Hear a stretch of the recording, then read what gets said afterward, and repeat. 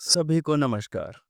आप सभी के लिए सुख की कामना करते हुए आज इस वीडियो में सोलर जनरेटेड इलेक्ट्रिकल एनर्जी के विषय को आगे बढ़ाते हुए सूर्य से विद्युत का निर्माण कैसे होता है, इस पर प्रकाश डालने का सूक्ष्म प्रयत्न किया जाएगा।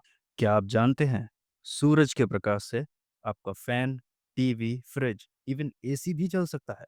प्रायः लोगों की अवधारणा है कि सोलर से बनाई गई विद्युत ऊर्जा आम कन्वेंशनल स्रोतों से बनाई गई ऊर्जा जितनी पावरफुल नहीं होती, लेकिन ऐसा कुछ भी नहीं है। यदि आप नहीं जानते तो आपको जानकर आश्चर्य होगा कि आटा चक्की, स्पेलर जैसी हैवी मशीनरी को चलाने का सामर्थ्य भी रखता है ये solar panel. Even heavy industry and cold storage में भी 200, 300, 500 और इससे भी अधिक क्षमता के privately owned solar panel system install होते हैं जो डे टाइम में अनइंटरप्टेडली इंडस्ट्री को चलाते हैं। लेकिन हमारे समक्ष प्रश्न यही है कि सोलर से इतनी ऊर्जा आखिर बनती कैसे है? क्या साइंस है इसके पीछे? प्रकाश से हमें इलेक्ट्रिसिटी कैसे मिल रही है? क्या यह करंट सूर्य के किरणों से डायरेक्ट हमें मिल रहा है? यदि ऐसा है, तो हमें विटामिन डी के स्थान पर सूर्य के प्रकाश से शॉक क्यों नहीं लग रहा? आखिर विज्ञान के किन नियमों का पालन करके हमें इलेक्ट्रिसिटी प्राप्त होती है? प्रतिदिन सूर्य से हमें इतनी ऊर्जा मिलती है, यदि हम उसे एफिशिएंटली स्टोर कर लें तो पूरी दुनिया की इलेक्ट्रिसिटी की जरूरत पूर्ण हो सकती है। अब हम देखेंगे कि किस प्रकार सूर्य का प्रकाश इलेक्ट्रिसिटी बनने का सफर तय करता है। चलिए, और अधिक समय न लेकर इस रहस्य को उजागर करते हैं। इस सफर का आरंभ होता है प्रचंड सूर्य किरणों से।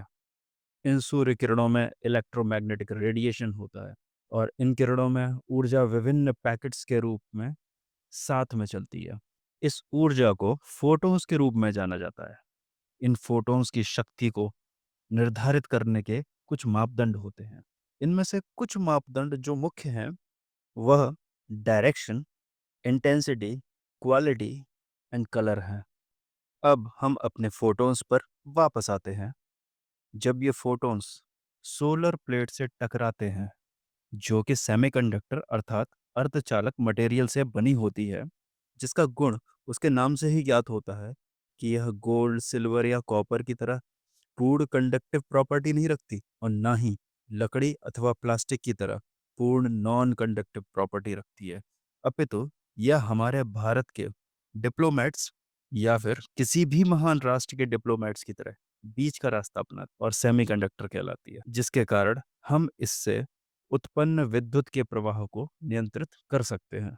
सोलर प्लेट्स के लिए प्रायः सिलिकॉन को ही इसकी अवेलेबिलिटी एंड इसके गुणों के कारण सेमीकंडक्टर मटेरियल के रूप में चुना जाता है और इस सिलिकॉन को सोलर प्लेट के लिए स्पेसिफिक रूप से पीएन जंक्शन के पैटर्न के रूप में डिजाइन किया जाता है। इस सिलिकॉन पर जैसे ही फोटॉन्स स्ट्राइक करते हैं, वैसे ही सिलिकॉन से इलेक्ट्रॉन एक्स्ट्रा एनर्जी को प्राप्त कर अपना एटम छोड़ने लगते हैं और फ्री हो जाते हैं, और यह नेगेटिवली चार्ज इलेक्ट्रॉन सिलिकॉन में जो पॉजिटिवली चार्ज होल हैं उसकी तरफ मूव करने लगते हैं due to negative positive attraction property, और इस मूवमेंट से एक विद्युत करंट प्रोड्यूस होता है।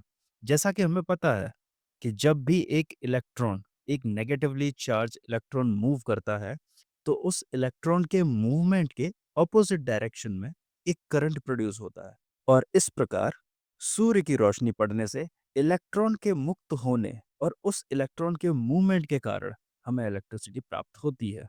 इस प्रकार से जनरेट इलेक्ट्रिसिटी जो एक ही दिशा में इलेक्ट्रॉन के मूवमेंट से उत्पन्न हुई हो, डीसी अर्थात डायरेक्ट करंट के रूप में हमें प्राप्त हो।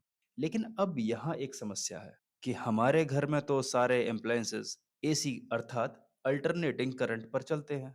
फिर हम अपने घर में मौजूद टीवी, एसी, पंखे इनको कैसे चलाएं? इस समस्या को दूर किया हमारे इंजीनियर समाज के लोगों ने। उन्होंने इन्वर्टर्स का निर्माण किया। इन इन्वर्टर्स को कुछ इलेक्ट्रॉनिक कंपोनेंट्स एंड ट्रांसफार्मर की सहायता से इस प्रकार डिजाइन किया गया कि यह सोलर प्लेट द्वारा उत्पन्न 12 अथवा 24 वोल्ट के डीसी सप्लाई को 220 वोल्ट के एसी सप्लाई में इजीली चेंज कर सके। तो इस प्रकार सूर्य की गर्मा गर्म रोशनी से प्रारंभ हुआ यह सफर हमारे घर की रोशनी, ठंडक एवं एंटरटेनमेंट तक पहुंच सका।